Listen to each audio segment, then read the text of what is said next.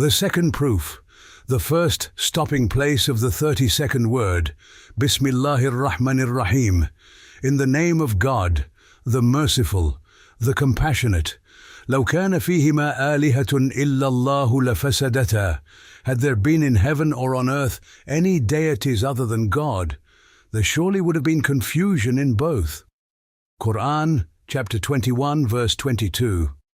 لا إله إلا الله وحده لا شريك له له الملك وله الحمد يحيي ويميت وهو حي لا يموت بيده الخير وهو على كل شيء قدير وإليه المصير. There is no God but God. He is one. He has no partner. His is the dominion, and His is the praise. He grants life and deals death, and is living and dies not. All good is in His hand. He is powerful over all things, and with Him all things have their end. One night in Ramadan I said that the above sentence affirming divine unity consists of 11 phrases, and that in each of them is a degree expressing that unity and some good news. But of those degrees, I only discussed the meaning and significance of La sharika lahu, He has no partner, and that was in the manner of an allegorical conversation, an imaginary debate that would be accessible to ordinary people. I am now writing down that conversation at the request and desire of my much valued brothers who assist me and my friends from the mosque. It is as follows. Let us suppose one person represents all those things set up as partners to God that all the different varieties of idolaters imagine to exist. These idolaters are the people of unbelief and misguidance who worship nature and causes, for example, and assign partners to God. The fictitious person wants to have mastery over one of the beings in the universe and so claims to be its true owner. Firstly, that maker of false claims encountered a particle, which is the smallest of those beings, and he spoke to it in the language of naturalism and philosophy, saying that he was to be its master and true owner. But the particle replied to him with the tongue of truth and dominical wisdom, saying, I perform innumerable duties. Entering many creatures which are all different, I do my work in them. And there are, from among countless particles like me, those that move from place to place and work with me. Footnote. Indeed, every object which is in motion, from minute particles to the planets, displays on itself the stamp of eternal besortedness and unity. Also, by reason of its movement, each of them take possession of all the places in which it travels in the name of unity, thus including them in the property of its owner. As for those creatures that are not in motion, they are each of them, from plants to the fixed stars, like a seal of unity, showing the place in which it is situated to be the missive of its maker. That is to say, all flowers and fruits are stamps and seals of unity, which demonstrate, in the name of unity, that their habitats and native places are the missives of their maker. In short, through their motion, all things take possession of all things in the name of unity. That is, one who does not have all the stars within his grasp cannot have mastery over a single particle. Footnote ends. If you have the knowledge and power to employ me in all those duties, and the authority and ability to employ and have at your command all those others as well, and if you are able to be the true owner of, and to have total control over the beings of which I become a part in complete order, for example, over red blood corpuscles, then you can claim to be master over me and ascribe me to something other than God Almighty. But if you cannot do all these things, be silent. And in the same way that you cannot have mastery over me, you cannot interfere in any way. For there is such complete orderliness in our duties and motion that one who does not have infinite wisdom and all-encompassing knowledge cannot meddle with us. If he did, it would cause chaos, However, a person like you who is thick, impotent and unseeing, and is in the clutches of blind chance and nature, couldn't even begin to stretch out a finger to interfere. So, just like the materialists, the one making these claims said, "In that case, own yourself. Why do you say you are working on someone else's account?" To which the particle replied, "If I had a brain like the sun, an all-embracing knowledge like its light, an all-encompassing power like its heat, and comprehensive senses like the 7 colors in its light, and if I had a face that looked to all the places in which I travel, and all the beings in which I work, and an eye that looked to them, and words that carried authority with them, then perhaps I would indulge in foolishness like you and claim to own myself. Get out. Go away. You won't get anything out of me." So, when the representative of those things held to be God's partners despaired of the particle, he hoped to pursue the matter with a red blood corpuscle. And coming across one, he said to it on behalf of causes and in the language of nature and philosophy, "I am your master and owner." And the red corpuscle replied to him through the tongue of truth and divine wisdom, "I am not alone.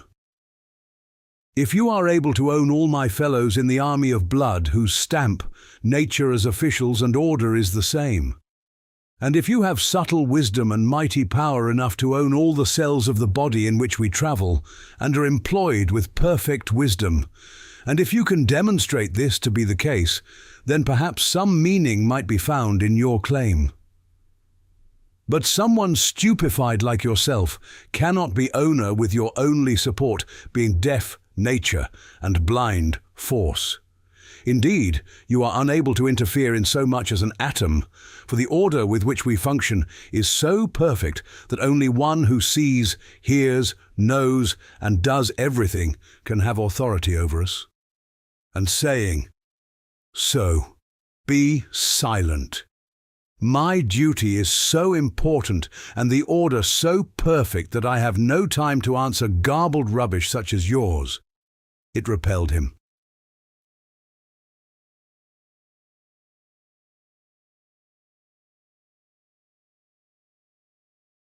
Then, since he was unable to mislead it, the representative left and next came across the little house known as a cell of the body. He said to it, in the language of philosophy and nature, "I could not persuade the particle and red corpuscle, but perhaps you will be reasonable. Since you have been made of several substances just like a minute house, I am able to make you. You will be my artifact and true property."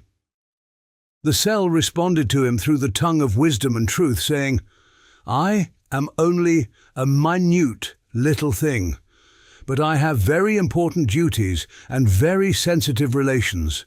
I am connected to the body as a whole, as well as to all its cells. For example, I perform complex and faultless duties in the veins, and in regard to the arteries, the sensory and motor nerves, the powers of attraction and repulsion and procreation, and the imaginative faculty. If you have the knowledge and power to form, arrange, and employ the whole body and all its blood vessels, nerves and faculties, and if you have comprehensive wisdom and penetrating power with which to control all the body's cells, which are like me, as regards qualities and artistry we are brothers, demonstrate it. Only then can you claim to be able to make me. If you cannot, then off with you. The red corpuscles bring my food, while the white ones combat illnesses which attack me. I have work to do. Do not distract me. Anyway, an impotent, lifeless, deaf and blind thing like you cannot in any way interfere with us, for we have such an exact, subtle and faultless order. Footnote starts. The all-wise Maker has created the human body as though it was a well-arranged city. A number of the blood vessels perform the duties of telephones and telegraphs, while others of them are like pipes from a fountain through which blood, which is the water of life, flows. As for blood, created within it are two sorts of corpuscles. One of them, known as red corpuscles, distributes nutrients to the cells of the body. It conveys sustenance to the cells according to a divine law, like merchants and food officials. The other sort are white corpuscles, which are fewer in number than the former. Their duty, like soldiers, is defense against enemies, such as illness. Whenever they undertake that defense, with their two revolutions, like Mevlevi dervishes, they take on a swift and wonderful state. As for blood as a whole, it has two general duties. The first is to repair damage done to the body's cells, and the second is to collect any waste matter from the cells and to clean the body. There are two sorts of blood vessels, veins and arteries. One of these carry purified blood. They are the channels through which clean blood is conveyed. The others are the channels for the turbid blood, which collects the waste matter. These convey the blood to where breathing occurs, that is, the lungs. The all-wise Maker created in the air two elements, nitrogen and oxygen. As for oxygen, when it comes into contact with the blood in breathing, it draws to itself, like amber, the impure element, carbon, which is polluting the blood. The two combine and are transformed into matter called carbonic acid gas. Oxygen also maintains the body temperature and purifies the blood. This is because, in the science of chemistry, the all-wise Maker bestowed on oxygen and carbon an intense relationship, which might be described as chemical passion, whereby, according to this divine law, when those two elements come close to each other, they combine. It has been established by science that heat is produced by combining because it is a sort of combustion. The wisdom in this is as follows. The motion of the particles of those two elements is different.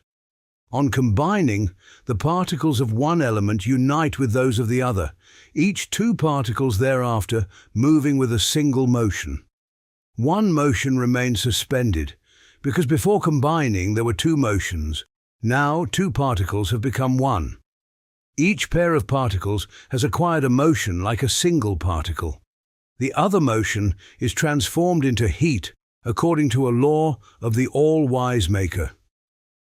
As a matter of fact, motion produces heat is an established principle. Thus, in consequence of this fact, by this chemical combination, as carbon is removed from the blood, the body temperature of human beings is maintained and at the same time, the blood is purified. On inhaling, oxygen both cleanses the body's water of life and kindles the fire of life. On exhaling, it yields in the mouth the fruit of words, which are miracles of divine power. Glory be unto him, at whose art the mind is bewildered. Footnote ends.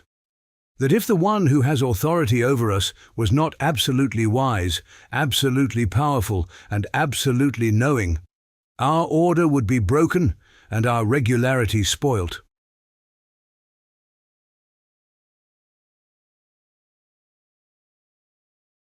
Then the one making the claims despaired of it too. He encountered the body of a human being and said to it, once again, as the naturalists say, in the language of blind nature and aimless philosophy, "You are mine. It is I who made you. Or anyway, I have a share in you." The human body answered with the tongue of reality and wisdom and through the eloquence of its order. If you possess the power and knowledge to have actual control over the bodies of all human beings, who are the same as me, and on whose faces are the stamp of power and seal of creation which are the same, and if you have the wealth and jurisdiction to own, from water and air to plants and animals, the treasuries of my sustenance, And if you have infinite power and boundless wisdom with which to employ me, with perfect wisdom and cause me to perform my worship, and the power and wisdom to lodge in a narrow, lowly vessel like me, immaterial and subtle faculties like the spirit, heart and intellect, which are extremely vast and exalted, and for which I am merely the sheath, then demonstrate all these, and afterwards say that you made me. Otherwise, be silent.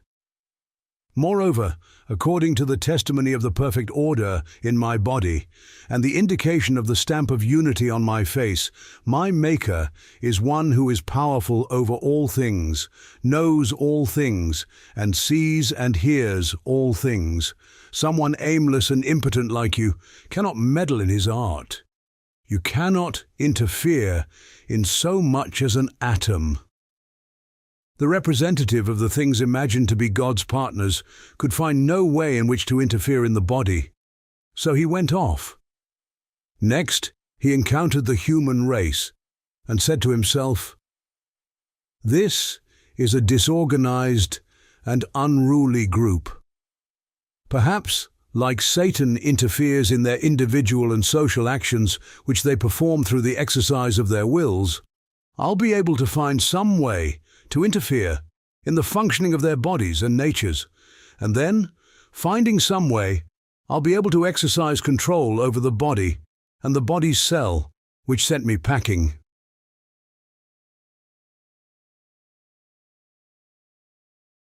So, he said to the human race, once again in the language of deaf nature and aimless philosophy, "You seem to be in great confusion.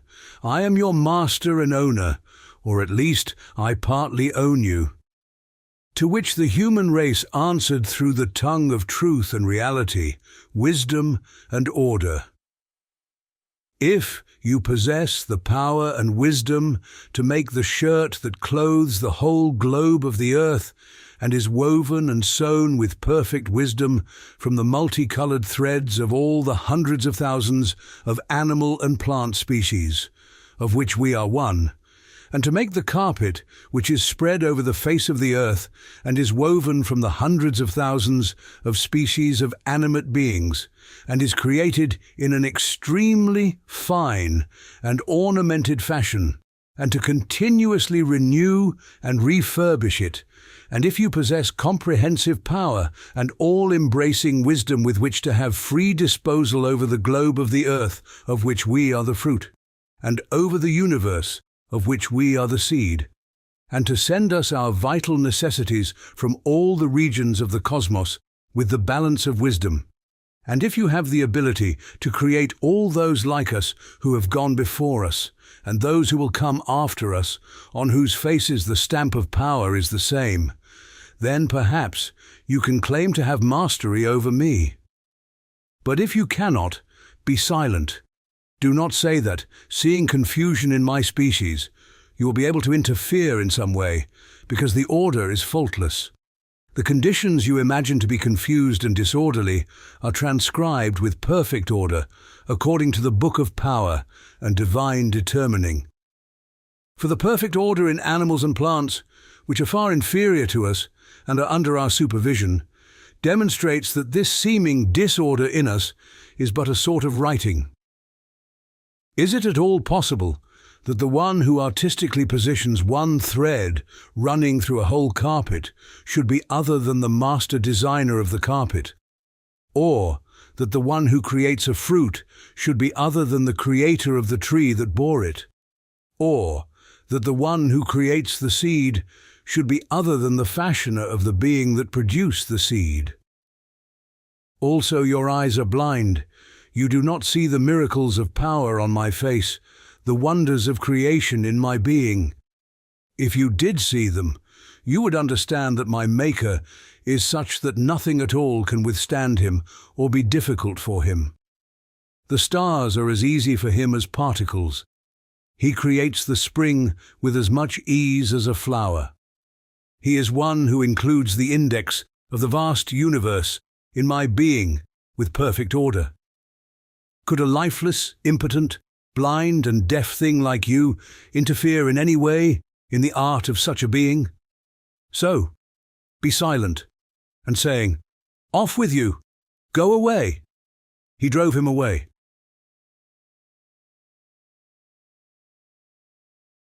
Next, the one making these claims went and addressed the broad carpet covering the face of the earth and the lavishly decorated and embroidered shirt clothing it on behalf of causes and in the language of nature and philosophy, claiming, "I can have control over you and be your owner, or at least have a share in you." So the shirt, the carpet, said to him on behalf of truth and reality and through the tongue of wisdom. Footnote: in fact, the carpet is both living and vibrates in a regular fashion. Its embroideries are being continuously replaced with perfect wisdom and order in order to display the ever-differing manifestations of the weaver's names. Footnote ends. If you have the power and art to weave and create all the well-ordered and purposeful shirts and carpets, whose embroideries are all different, which have clothed the earth to the number of years and centuries, then have been removed in an orderly fashion and strung on the line of past time, and will clothe the earth again, carpets and shirts whose programs and forms have been drawn and specified in the sphere of divine determining, and which will be attached to the ribbon of future time. And if you have two wise and powerful hands with which to reach from the creation of the world to its destruction, indeed, from pre-eternity to post-eternity, and if you have the wisdom and ability to create every one of all my threads and to repair and renew them with perfect order and wisdom, and if you are able to hold in your hand and create the globe, which is our model and is wearing us, making us its veil and outer garment, then you can claim to have mastery over me. If you cannot, then away with you. There is no place for you here. Moreover, there is on us such a stamp of unity and seal of oneness that one who does not have the whole universe within the grasp of his power, and who cannot see at one time all things with all their functions, and cannot do innumerable things at the same time, who is not all-present and all-seeing everywhere, who is not unconfined by space, and who does not possess infinite wisdom, knowledge, and power, such a one cannot own us, neither could he interfere. So the representative went off, saying, "Perhaps I will be able to persuade the globe of the earth and find something going for me there." So he went and said to the globe, once again on behalf of causes and in the language of nature. Footnote: in short, the particle referred the claimer to the red corpuscle. The red corpuscle referred him to the cell, and the cell referred him to the human body to the human race, and the human race to the earth's shirt, which is woven from all the species of animate creatures. The earth's shirt referred him to the globe of the earth, which in turn referred him to the sun. And the sun referred him to all the stars. Each one of them said, "Go away. If you are able to take possession of the next one up from me, do so, then come and try to be my master. If you are unable to defeat it, then you are unable to get possession of me." That is to say, one whose authority does not extend to all the stars cannot make a single particle heed his claim to mastery. Footnote ends. Since you travel in such an aimless manner, you demonstrate that you have no owner, in which case you can be mine. To which the earth replied in a thunderous voice, in the name of truth and with the tongue of reality, "Do not talk such utter nonsense. How could I be just aimless and without an owner? Have you found my garments or even the tiniest point or thread in them to be in disarray, without order? And have you seen them to be without wisdom, purpose and art, that you tell me I am ownerless and aimless? If you can really own my vast orbit round which I travel in 1 year, a distance that should take approximately 25,000 years. Footnote: if half the diameter of a circle is approximately 180 million kilometers, the circle covers approximately a 25,000-year distance. Footnote ends. where I perform my duty of service with perfect balance and wisdom, and own the 10 planets, which are my brothers and are charged with duties like myself, together with the space through which they travel, and if you have infinite wisdom and power with which to create and position the sun, which is our leader, and to which we are bound and attached by a compassionate attraction, and to fasten me and the other planets to it, like stones in a sling, and to employ us and cause us to revolve with perfect order and wisdom, then you can claim to have mastery over me. But if you cannot, get out. Go to hell. I've got work to do, my duty to perform. Moreover, our magnificent order, awesome movement, and purposeful subjugation demonstrate that our master is such that all beings from minute particles to the stars and galaxies are obedient and subjugated to him like soldiers under orders.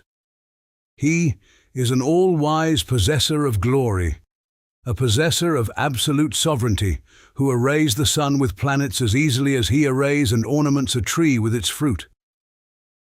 Since the claimer could find nothing for himself on the earth, he went off and said to himself about the sun, "This a huge, great thing.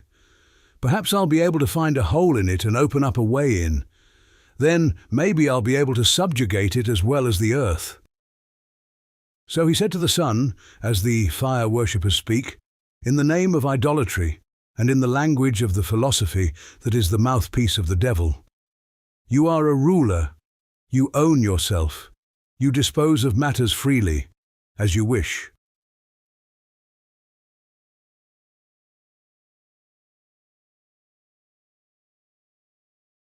But the sun replied to him in the name of truth and through the tongue of reality and divine wisdom, saying, "God forbid, 100,000 times God forbid, I am a subservient official. I am a candelabrum in my Lord's guest house. I am not the true owner of a fly, or even of a fly's wing.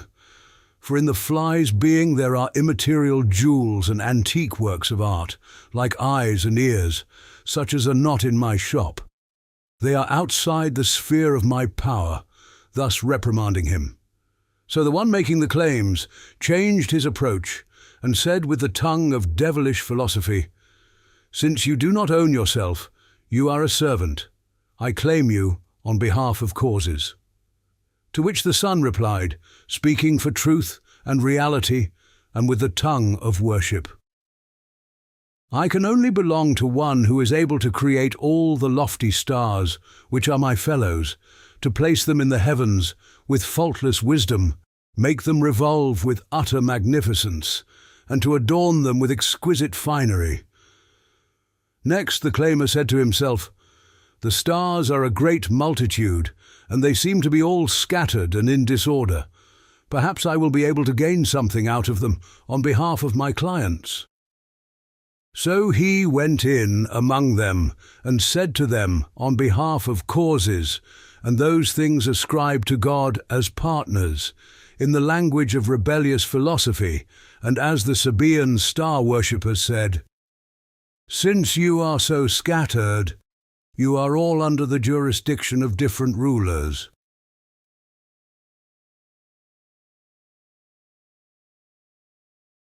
To which one star replied, speaking for all the others, "Just how stunned, brainless, stupid and blind you are not to see and understand the stamp of unity and seal of oneness on us, and not to recognize our lofty order and regularity and the laws of our worship.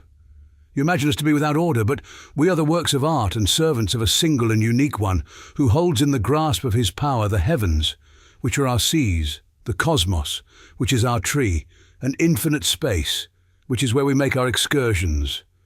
We are electric illuminations and resplendent witnesses displaying the perfection of his dominicality.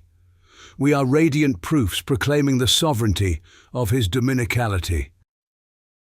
With all our different sorts, we are luminous servants in the domain of his sovereignty, which give light and display the majesty of that sovereignty in the lofty dwellings and in the lowly ones, in the dwellings of this world, the intermediate world, and the hereafter. Indeed, each of us is a miracle of the single and unique one's power, a well-ordered fruit of the tree of creation, an illuminated proof of unity. Each of us is a dwelling place, aeroplane and mosque for the angels, and a lamp and sun for the lofty worlds, and a witness to the sovereignty of dominicality. And each of us is an ornament, palace, and flower of space, and a shining fish in the heavenly seas, and a beautiful eye in the face of the sky. Footnote starts. This means we are indications, observing and contemplating the wonders of God Almighty's creation and causing others to contemplate them. That is, just as the heavens are seen to be observing the wonders of divine art on the earth with countless eyes, so like the angels in the skies, the stars watch the earth, which is an exhibition of wonders and marvels, and they cause conscious creatures to observe it with attention. Footnote ends. Furthermore, throughout us as a whole there is a silence within tranquility, a motion within wisdom, an adornment within majesty, a beauty of creation within order, and a perfection of art within symmetry.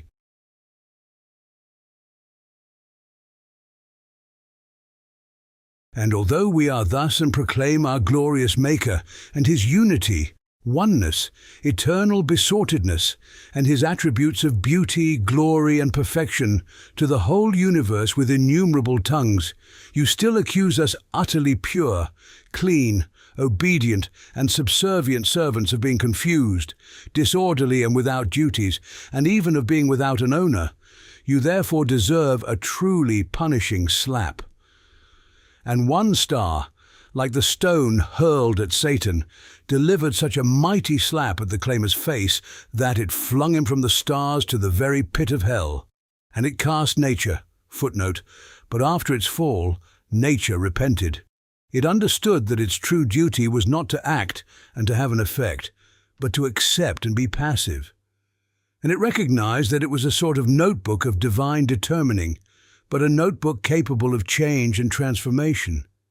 That it was a sort of program of dominical power was similar to the body of the rules of creation laid down by the all-powerful One of Glory, and was a collection of His laws. It assumed its duty of worship with perfect submission, acknowledging its utter impotence, and thus acquired the title of divine creation and dominical art. Footnote ends. And it cast nature, which was together with him, into the valleys of delusion, and chance into the chasm of non-existence, and those things ascribed to God as partners into the darkness of impossibility, and the philosophy that is hostile to religion, down to the lowest of the low. All the stars recited this sacred decree, together with that star. لو كان فيهما آلهة إلا الله لفسدتا. Had there been in heaven or earth any deities other than God, there surely would have been confusion in both. Quran, chapter 21, verse 22.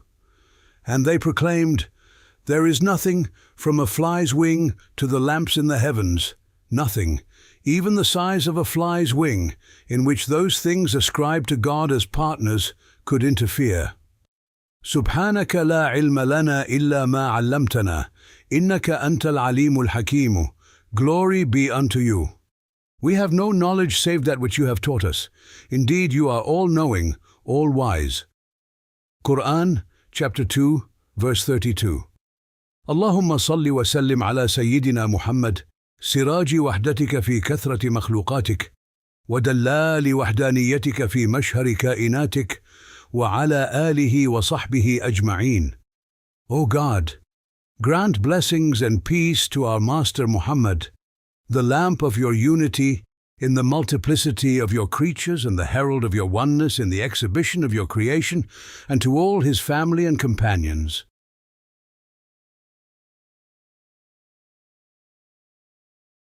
A short addendum to the first stopping place. Listen to the verse. أَفَلَمْ يَنْظُرُوا إِلَى السَّمَاءِ فَوْقَهُمْ كَيْفَ بَنَيْنَاهَا وَزَيَّنَّاهَا. Do they not look at the sky above them? How we have made it, and adorned it, and there are no flaws in it. Quran, chapter 50, verse 6. ثم انظر إلى وجه السماء كيف ترى سكوتا في سكونة حركة في حكمة تلألؤا في حشمة تبسما في زينة مع انتظام الخلقة مع اتزان الصنعة تشعشع سراجها تهلهل مصباحها تلألؤ نجومها تعلن لأهل النهى سلطنة بلا انتهاء. Then look at the face of the heavens. You see how it is silent in its tranquility, how it is in motion with wisdom, how it is radiant with majesty, how it smiles with its adornment.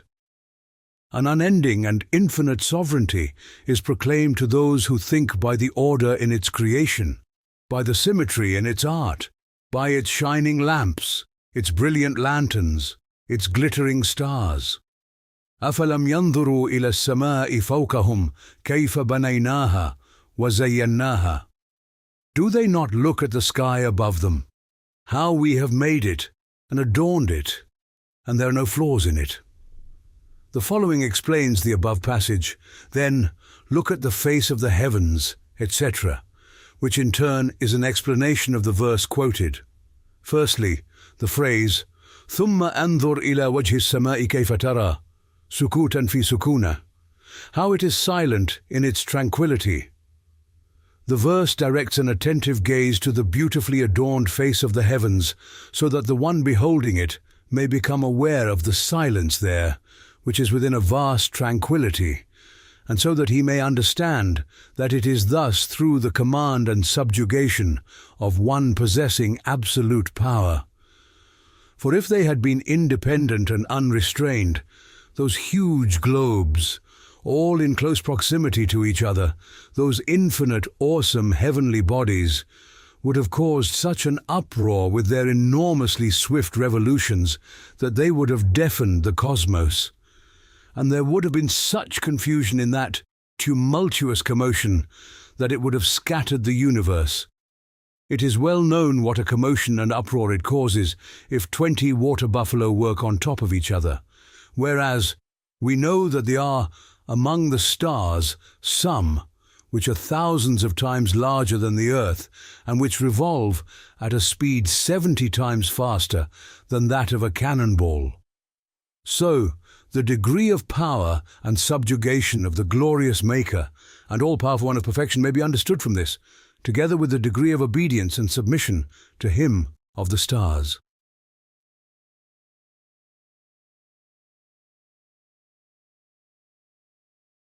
Secondly, the phrase harakatan fi hikmatin, how it is in motion with wisdom. The verse commands us to look at the motion on the face of the heavens, which is with wisdom and purpose. Indeed, that mighty, wondrous motion occurs within a precise and comprehensive wisdom.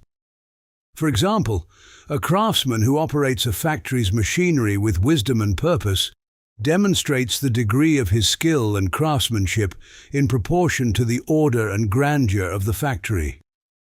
Similarly, when we look at it in this way, the degree of power and wisdom of the all-powerful One of Glory become apparent to us through His making the mighty sun as a factory, and its planets, those awesome, immense globes, like the factory's machinery, and His spinning and revolving them like stones in a sling.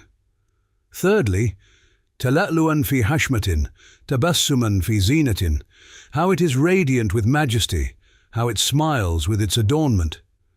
It has this meaning: the radiant majesty and smiling adornment on the face of the heavens are such that they demonstrate the sublimity of the glorious Maker's sovereignty and exquisiteness of His artistry.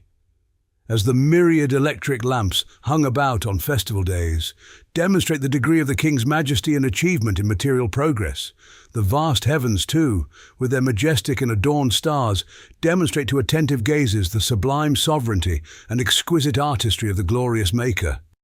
Fourthly, مع انتظام الخلقة مع اتزان الصنعة, by the order in its creation, by the symmetry in its art. This phrase says the following: "Look at the order of the creatures on the face of the heavens and see their symmetry and precise balance. Then understand just how powerful and wise is their Maker. Indeed, the vast heavens demonstrate the degree of power and wisdom of the One who transforms various and tiny creatures or animals, thus preparing them for their duties, and who impels each of them on a determined way by means of its particular balance and the degree of their obedience and subjugation to Him." Similarly, the vast heavens demonstrate to attentive gazes through their awesome vastness and innumerable stars, and the stars through their imposing hugeness and speedy revolutions, and the fact that they do not exceed their bounds by an iota, even for a second, or neglect their duties for a tenth of a second, the exceedingly fine and particular balance with which the glorious Maker carries out His dominicality.